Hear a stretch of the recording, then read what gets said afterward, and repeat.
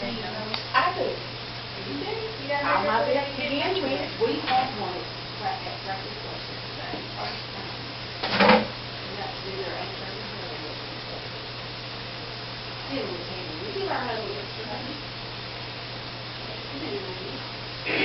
My name is Fr.Paul, and I'd like to introduce you to a friend of mine today by sharing a story about him. His name is Fr.Paul Banet, and I met him while I was in Italy. He's an American priest, which is kind of interesting. Because I met him in Italy, he's 84 years old, and he belonged to an order called the Josephites. Okay? And what the Josephites do is they minister strictly to African American Catholics. I was on mission in Italy in 2006. While we were there, he shared with us that he had been in Italy for a couple of years while he was going to seminary and formation, and I have a picture and some articles that I'm going to share with you. One of the pictures, the very first one, is of him and his cousin, and this was at, you may recognize it if you've seen very many pictures in Italy. This was at 5 fountains.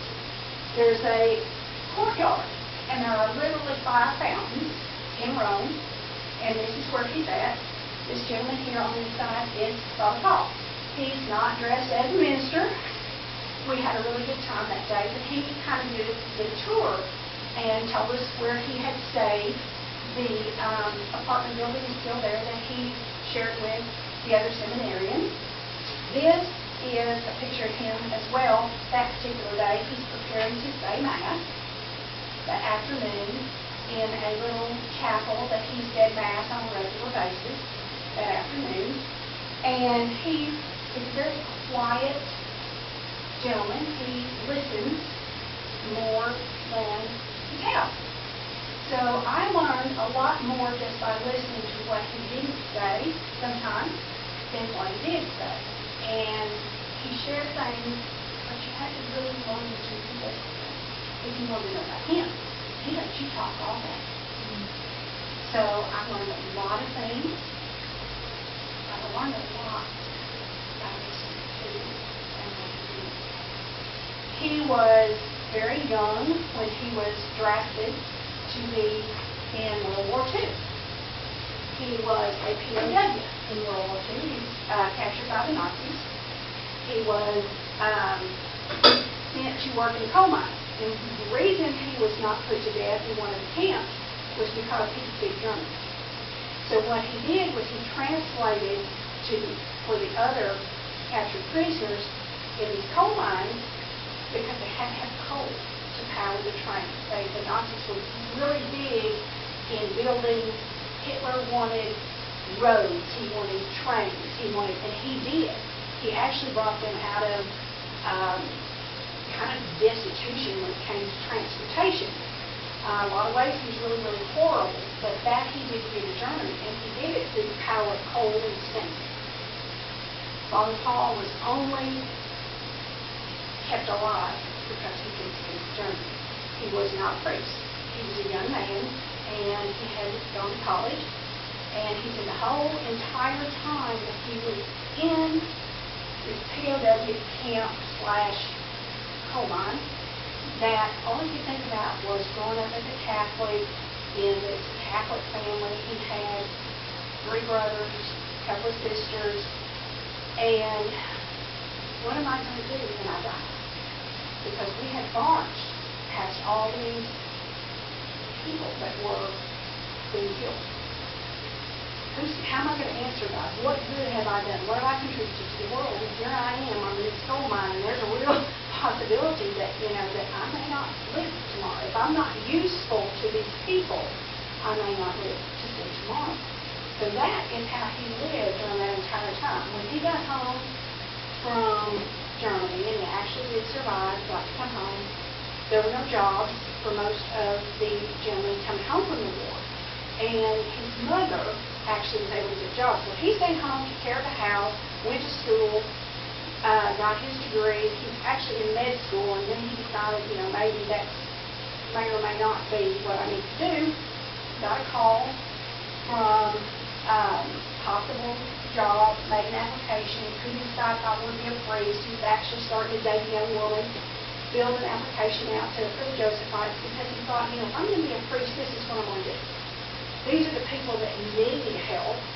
This is what I want to do. But couldn't decide, couldn't decide if he wanted to be a priest or get married because I really liked this girl by then, but he really felt called to.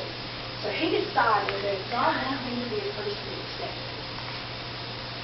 She was like, little thing. He was big my husband. So they decided that if this is what God wanted him to do, then he'd be accepted because not everybody accepted him in priesthood. I mean, they're very selective. And during this time, he gets a phone call for a job interview in California. So he goes out there and interviews. While he's out there, the job call him to come out of this event. She wasn't really ready for that, but he went. He was interviewed and they selected. He was on, but they had made a disagreement. So he was going to try it. Now, you've got several years, 4 to 5 years, to make your final vows. So he went to try it and had been taken on to know that he was in the right place. So he became, what he did was for the first 2 or 3 years was he recruited other priests, people that were interested in being priests, and he helped them decide whether they were priest material, whether they thought that would be a good idea for them. And he was very, very good at it, and he was very happy doing what he was doing. And she became very content with the idea because she saw how happy he was and how good he was at it. Eventually, he was sent to Alabama.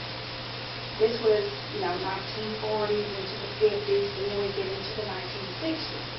And we were like, okay, this is who he ministers to.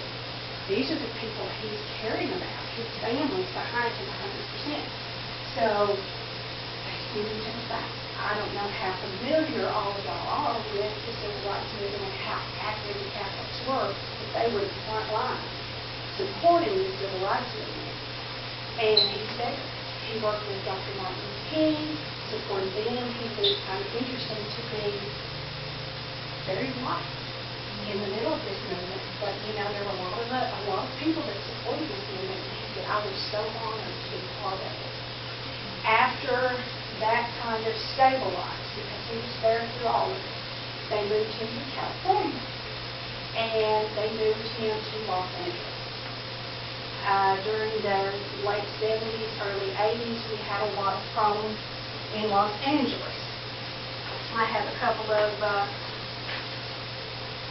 documents that I printed off from the Los Angeles Times that I'll share with you. He, in April 11th, 1988, there were actually before he was preparing to share his Easter Sunday. Easter was very special to all Christians. Hearing gunfire where he lived and where his parishioners lived was not uncommon. The heading reads, "In LA ghetto, gunfire only starts a nightmare." 10 people were shot that night.